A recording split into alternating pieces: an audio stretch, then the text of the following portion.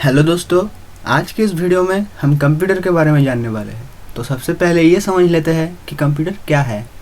Computer एक high speed electronic device है जो डिजिटल इन्फॉर्मेशन एक्सेप्ट करता है यूज़र से। और इसका काम करने का तरीका कुछ ऐसा है कि पहले ये यूज़र से डेटा को इनपुट करता है, उसके बाद इसे प्रोसेस करता है सीपीयू में। ठीक है, यहाँ पे जो प्रोसेस कंप्लीट हो जाता है तब ये आउटपुट दिखाता है मॉनिटर पे, या फिर जो आउटपुट डिवाइस है वहाँ पे ये आउटपुट दिखाता है। 1833 में चार्ल्स बेबेज ने पहला कंप्यूटर इन्वेंट किया था। चार्ल्स बेबेज एक मैथमेटिशियन है जिसने पहला कंप्यूटर बनाया था। इसके बाद देख लेते हैं कंप्यूटर जनरेशंस। तो आज के ज़माने में जो कंप्यूटर आप देख रहे हो, तो पहले ज़माने में वैसा कुछ नहीं था। पहले ज़माने का कंप्यूटर बहुत बड़ा था और बहुत स्लो था। तो ये जो फर्स्ट जनरेशन का कंप्यूटर है, इस फर्स्ट जनरेशन का टाइम पीरियड है 1940 से 1956 तक। और इस फर्स्ट जनरेशन में कंप्यूटर का जो मेन बेस था, मतलब जिसमें कंप्यूटर जो बेस है, मतलब जो कंप्यूटर बनाया गया है उसका जो मेन पार्ट है वो है वैक्यूम ट्यूब। इसके ज़रिए ही कंप्यूटर वर्क करता था। आप देख सकते हो यहाँ पे वैक्यूम ट्यूब का एक इमेज भी दिया गया है। तो वैक्यूम ट्यूब फर्स्ट जनरेशन का कंप्यूटर का बेस्ट था।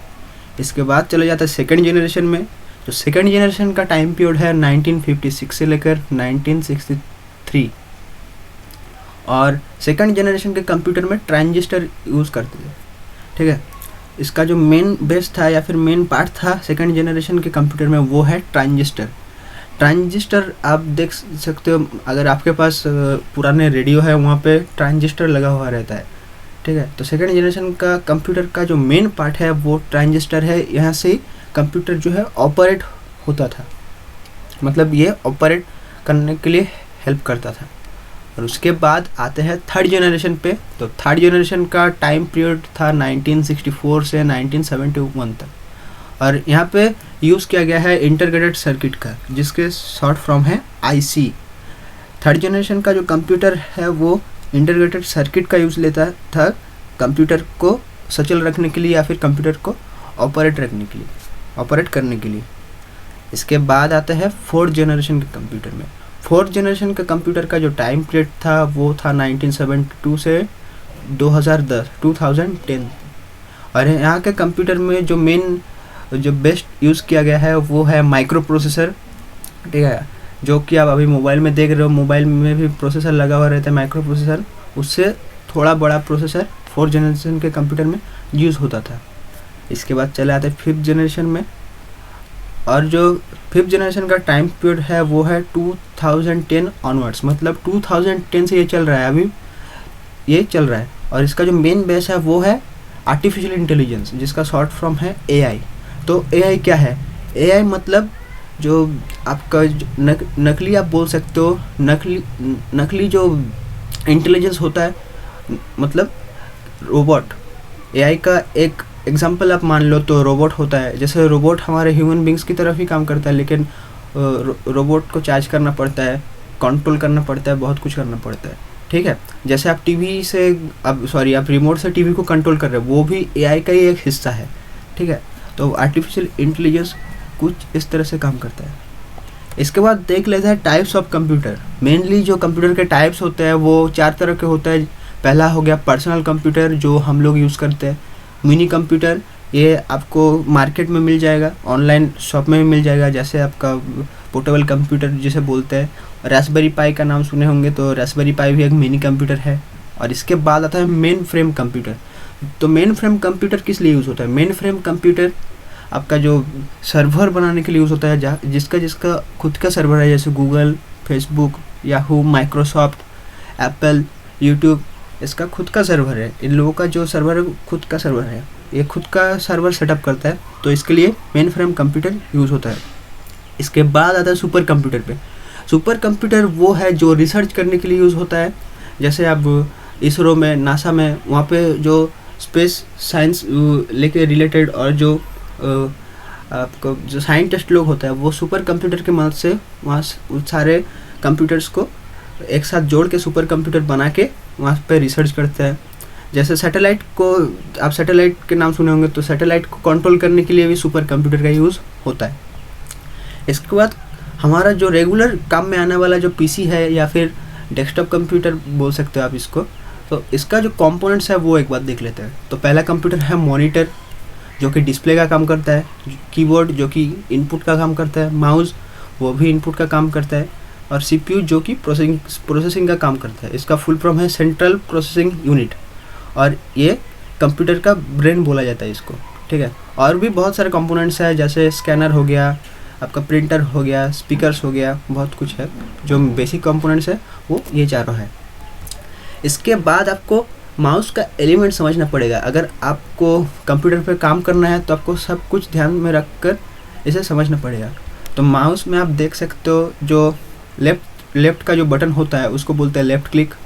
उसके बाद जो राइट का बटन होता है उसको बोलते हैं राइट क्लिक, और बीच में जो आपका व्हील है उसे बोलता है स्क्रॉल बार। इसके ज़रिए आप अप डाउन कर सकते हो, मतलब किसी भी डॉक्यूमेंट्स का जो आपका जो स्क्रॉल बार है उससे आप इससे उसको आप कंट्रोल कर सकते हो एक तरह से, ठीक है। इसके बाद आता है मेन पार्ट्स ऑफ कंप्यूटर। तो कंप्यूटर का मेन पार्ट्स ओनली 2, जैसे हार्डवेयर और सॉफ्टवेयर।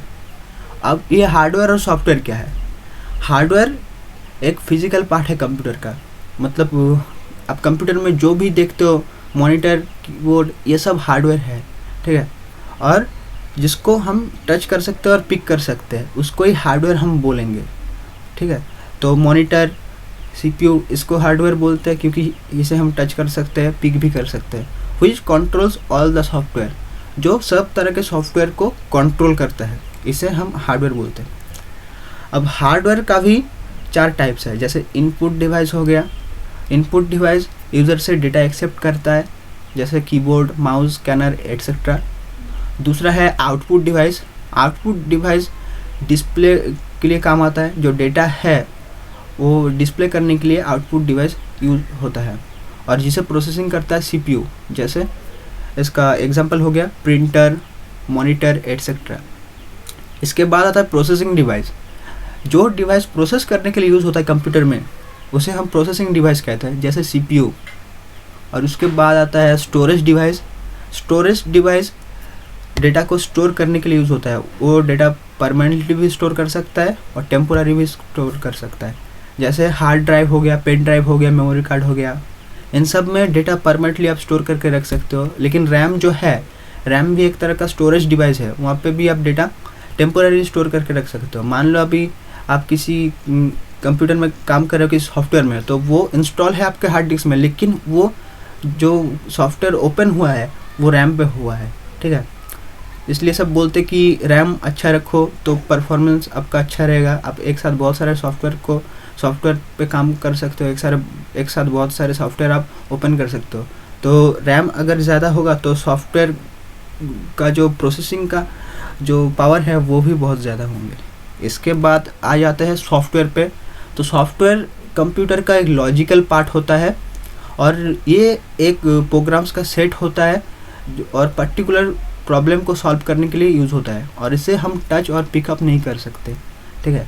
जैसे आपको दिखाया जाएगा, जैसे आप कुछ इमेज एडिटिंग करना चाहते हो तो उसके लिए अलग सा आपको सॉफ्टवेयर चाहिए। अगर आप टाइप करना चाहते हो उसके लिए अलग सा सॉफ्टवेयर चाहिए।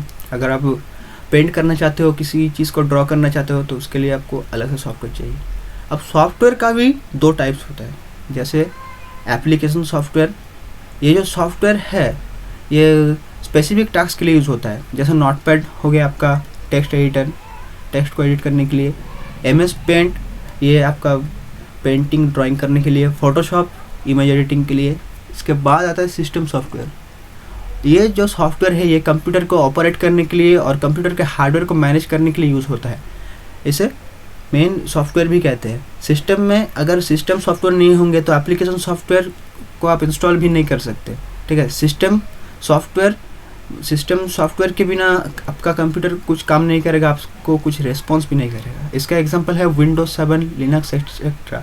अभी विंडोज़ का 10 वर्जन चल रहा है, ठीक है। तो वैसे विंडोज़ 7 लिनक्स हो गया आपका। जैसे एंड्रॉयड मोबाइल है, एंड्रॉयड मोबाइल का भी एक ऑपरेटिंग सिस्टम है जिसको हम एंड्रॉयड बोलते हैं, ठीक है। इसका भी 10 वर्जन अभी रिलीज़ हुआ है। तो ये थे आज के topics. Thanks for watching this video.